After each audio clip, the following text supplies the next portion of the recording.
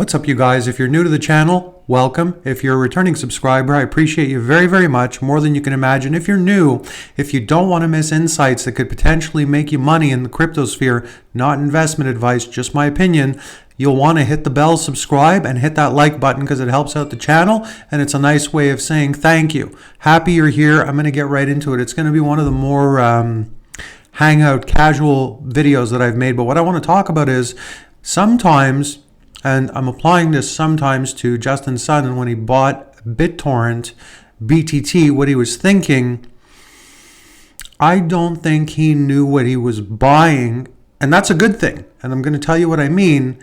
I want you to just be patient with me because I'm going to go over an article with you that's going to lead up to it, and it's a way that best explains why you're positioned as a hodler, in my opinion, to be able to make a lot of money because of the ease of use that's coming and because of the utility that a layer 2 can give you, like a BitTorrent. So I'm going to talk about, and like I said, it's going to be a casual one, so I was just hanging out here in the office and I came across an article, David Draymond, I think it was. Where is he?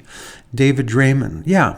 So here's what I want to share with you, and you're going to understand very, very soon what I'm talking about here.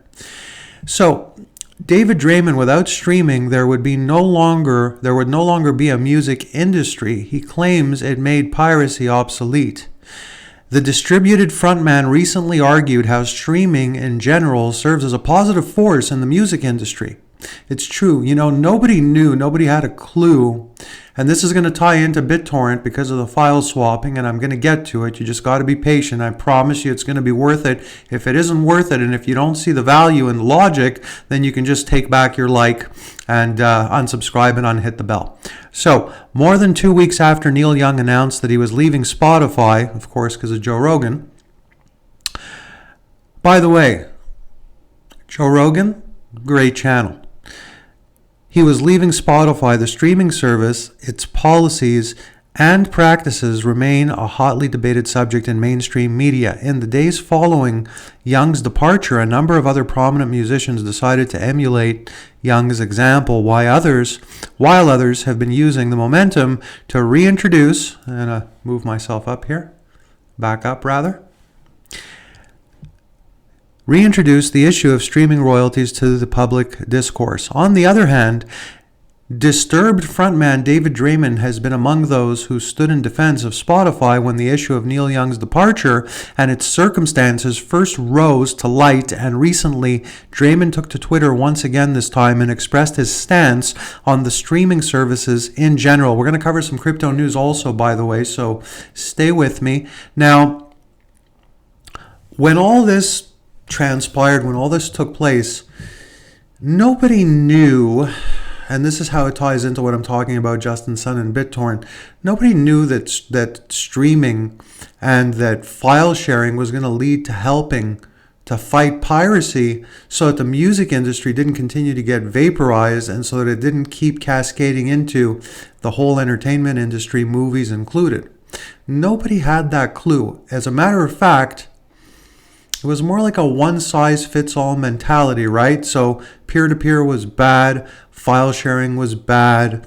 That's how industries looked at it anyways. Consumers, for the most part, I'm sure didn't really feel that way because they were getting something for nothing by participating. I'm not saying all consumers did. You understand what I'm saying. I'm not trying to be politically correct here. I'm speaking, forthright. So, I'm being forthright with you. I'm not trying to give a slant to anything, and I never do in my videos. It's my opinion. That's why I say, take the videos as entertainment. It's just my opinion, and just pretend I'm here to entertain you. That's it. So what I was trying to say is that Justin Sun also, like the music industry and the entertainment industry, when he bought, BitTorrent, I don't think he really foresaw how useful it could be for NFTs. I think at the time he saw that, there was an interesting basically an interesting technology there, and that there would be some use for it. But if you yourself are in business or you've worked in projects before, I know it happens to myself often. And when I say often, I don't mean that it happens every day, but it happens frequently enough in a year where I'm going through the motions and I'm looking at things that are of value with my internet businesses, but I don't exactly know all of the time how the pieces are going to connect or where I'm going to find the most value until it clicks and until one thing kind of marries up in my mind with another. And I say to myself, I found this with so-and-so and I bought this with so-and-so. And I knew there would be some kind of synergy at some point because of the technology or because of the marketing that was involved. But I didn't really know how until it happened, until I was made aware by going through a lot of different directions, a lot of hypotheses, along with what the industry itself, because there's my own output and my own input that I choose to take. And then there's industry changes or shifts or accelerations that occur that will cause me sometimes to be reactive, even though I prefer and most of the time I'm proactive. And when something causes you to be reactive, you can actually then connect something that you weren't really expecting to connect. So what am I trying to say to you? I think that Justin Sun knew there was something good there. He didn't know what it would be used for. He had no clue that it would be beneficial for NFTs and the type of file sharing that's out there on the internet right now that's going to take the metaverse by storm with GameFi and DeFi and basically the gamification of almost everything. Because if you think about it, that's what the internet did, right? As children, what do? Well, we grow up and we enjoy games, and that's how we grow up. That's how we go through childhood. We enjoy cartoons, most of us, games, and anything that becomes gamified or makes things more interesting, like the internet did in the 90s, it tends to take off and it tends to generate a lot of liquidity and a lot of revenue. So I believe that Bittorrent is one of these things, one of these technologies that I don't even think the buyer knew what he was getting into when he bought it, is what I'm trying to say. And that provided a cheap bag buying opportunity for myself and many, many other people like yourself. And we're all in this together. And you've got to remember, things are not always as they seem on the surface. There's often a backstory, a lot that goes on behind the scenes, and sometimes there's a lot of surprise in places that it's not expected. And I believe that BitTorrent is one of these situations because of exactly what I just explained. So with that being said, let's talk about some news. Let's see what is shaking, and then we will wrap up the video. Hold on. So we got Cointelegraph releases top 100 in crypto and blockchain 2022. We got Bitcoin traders say 40K is the line in the sand after BTC and stocks sell off.